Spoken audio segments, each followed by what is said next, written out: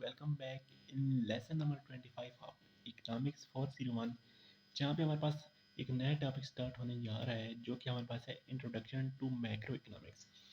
अब तक हमने माइक्रो इकोनॉमिक्स को बहुत ज़्यादा स्टडी कर लिया है।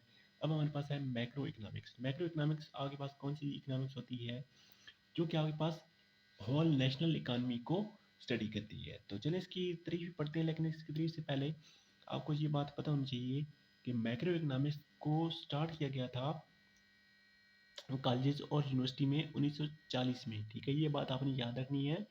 After the influence of very influential British economist John Maynard Keynes. तो इसके इन्फ्लुएंशन के बाद 1940 में इसको स्टडी किया गया था कॉलेजेस में। तो माइक्रो इकोनॉमिक्स होती क्या चीज़ है? Micro economics is branch of economics that deal with performance, structure and behaviour of national economy as a whole. तो पूरी कॉम की जो परफॉर्मेंस है, स्ट्रक्चर है या उसका जो बिहेवियर है, उसकी उसको जो डील करती है वो आपके पास मैक्रो इकोनॉमिक्स होती है। The variable of interest change from price, demand or supply of particular product and economy wide price level, aggregate demand and aggregate supply। ये सारे उसके वेरिएबल हैं। तो इनको फर्दर आगे स्टडी करते हैं। एग्रीगेट डिमांड आपके पास कौन सी डिमांड होती है? Aggregate demand is total plan और डिजायर स्पेंडिंग। आपने जो प्लान किया है, ठीक है, या आप जो चाहते हैं कि ये मैं एक्सपेंड मतलब ये पैसा मैं लगाऊं, तो इसको कहते हैं टोटल एग्रीगेट डिमांड। ठीक है, ये टोटल जो प्लान होती है या डिज़ायर स्पेंडिंग्स होती हैं उनको हम कहते हैं ये आपके पास एग्रीगेट डिमांड है। उसके बाद एग्रीगेट सप्लाई क्या चीज़ है? Aggregate supply is total value of good और services that the firms in the economy would and can willingly produce. ठीक है, जो वो प्रोड्यूस कर सकती हैं और जो करती हैं उसको हम कहते हैं एग्रीगेट सप्लाई किसी भी टाइम पीरियड में। इट्स स्लोप अपवर्ड, ये अपवर्ड स्लोप होती है, ये बात आपने याद रखनी है। Output space but expect slopes downward whether the economy is operating below the fulfilment. जहाँ पे आपके पास इकानमी आपके पास बिलो हो जाती है फुल एम्प्लॉयमेंट से, तो वहाँ भी जाके ये डाउनवर्ड स्लोपिंग होती है, अदरवाइज ये अपवर्ड स्लोपिंग होती है। अच्छा जी, अब आ जाए क्लासिकल इकानमी। तो क्लासिकल इकानमी कौन सी इकोनॉमिक्स होती है? Classical economy is widely regarded as the first modern school of economics thought. तो पहले पहले ये क्लासिकल इकोनॉमिक्स पढ़ाई जाती थी। ठीक है, तो इट्स मेजर डेवलपर, इसका डेवलपर कौन था? Adam Smith, David Richard, Thomas माल्थus और जॉन स्टुअर्ट मिल। तो इन्होंने इसको स्टार्ट किया था।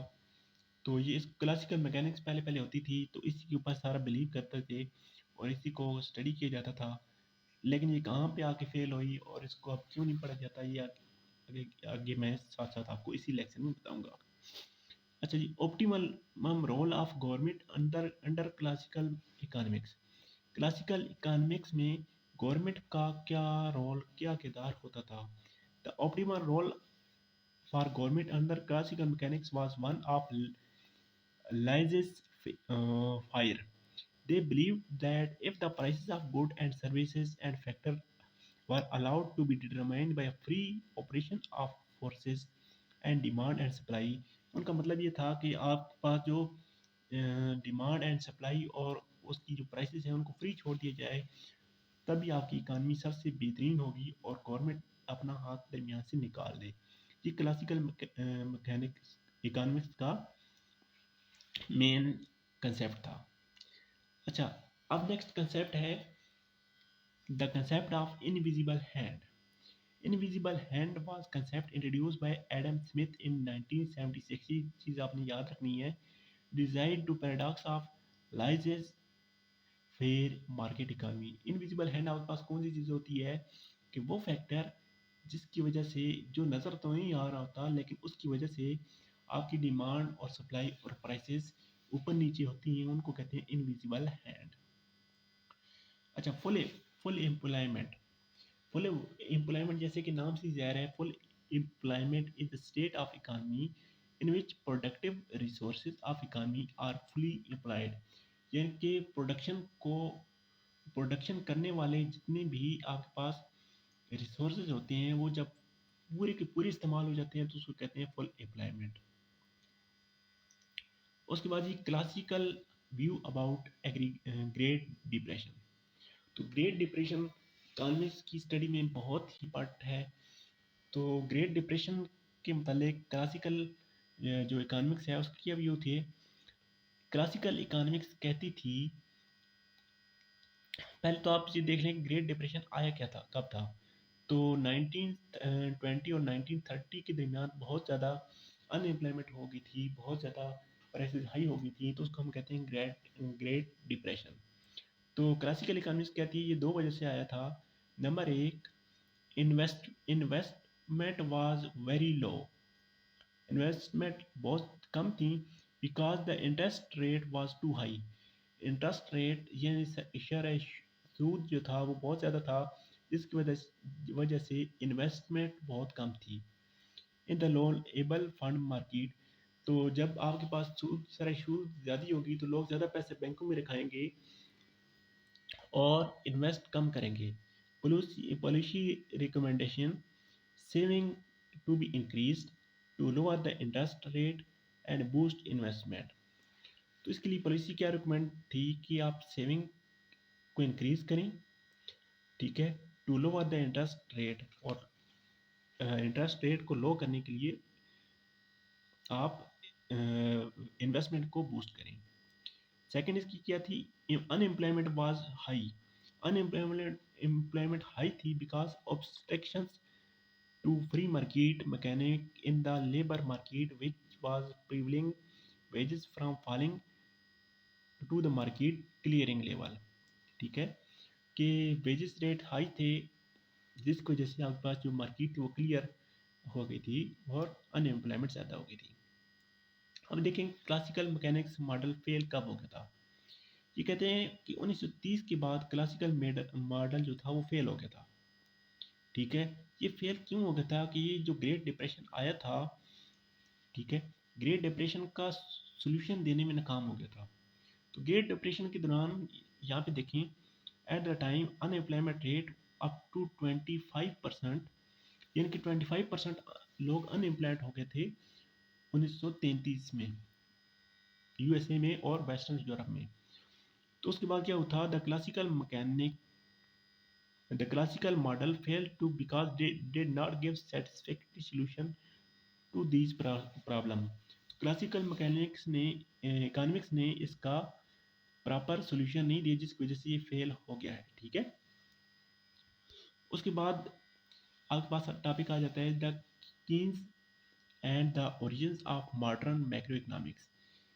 ठीक है, उसके बाद क्या हुआ, उसके बाद कीनियंस कीनियंस इकोनॉमिक्स आई है, जिसको कीनियनिज्म या कीनियन थ्योरी भी कहते हैं, और ये आपके पास इकोनॉमिक्स थ्योरी है जिसको हम आजकल मैक्रो इकोनॉमिक्स भी बोलते हैं। ठीक है, ये किसने इंट्रोड्यूस कराई, ये 20वीं सेंचुरी में जॉन मायर्ड कीनियंस ने इंट्रोड्यूस कराई थी। और ये क्या कहता था कि आपके पास एक मिक्स्ड इकानमी होनी चाहिए, जो कि आपके पास स्टेट और प्राइवेट सेक्टर दोनों में इन्वॉल्व हो। कुछ काम जो है आपके पास गवर्नमेंट के हाथों में हो और कुछ जो है वो उनको फ्री छोड़ देना चाहिए। ठीक है, उससे पहले जो क्लासिकल इकोनॉमिक्स थी वो क्या कहती थी कि सब कुछ फ्री छोड़ दें, ठीक है, गवर्नमेंट दरमियान में हाथ ना डाले, किसी भी चीज़ की प्राइस डिमांड सब चीज़ें फ्री होनी चाहिए। तो ये थी आपके पास क्लासिकल मैकेनिक्स। लेकिन कीनियंस क्या कहता था कि ये कहता था कि कुछ चीज़ें गवर्नमेंट कंट्रोल करे और कुछ चीज़ों को फ्री छोड़ दिया जाए, इसका ये वाला कंसेप्ट था। अब देखते हैं कि कीनियंस व्यू क्या था ग्रेट डिप्रेशन के बारे में। कीनियंस व्यू था कि lower investment was because of firms bearing expectation about their ability to sell the product and they produced. Firms needed to see that potential buyers of their goods had money and their willingness to buy before they could have been convinced convinced to undertake more production thereof. तो उसके बाद unemployment ज़्यादा थी, वो क्यों थी? क्योंकि आपके पास लेबर लेबर जो था मार्केट में, वो आपके पास further moving and further away from full employment, ठीक है, जो थे वो बहुत कम थे और इसकी वजह से अनएम्प्लॉयमेंट जो थी वो बहुत ज़्यादा हो गई थी। तो यहाँ तक था लेक्चर नंबर 25। तो बहुत इजी से इसमें टॉपिक थे, ने मतलब कुदरती इसमें कंसेप्ट है। इसमें मेन चीज़ थी कि आपके पास जो ग्रेट डिप्रेशन था उसके ऊपर यहाँ पे एक मेन चीज़ थी, बाकी इसमें नॉर्मल सी टर्म्स थी। होपफुली आपको ये चीज़ समझ आई होगी। नेक्स्ट लेक्चर में लेक्चर नंबर 26 को कवर करेंगे। तब तक के लिए टेक केयर, अल्लाह हाफिज़।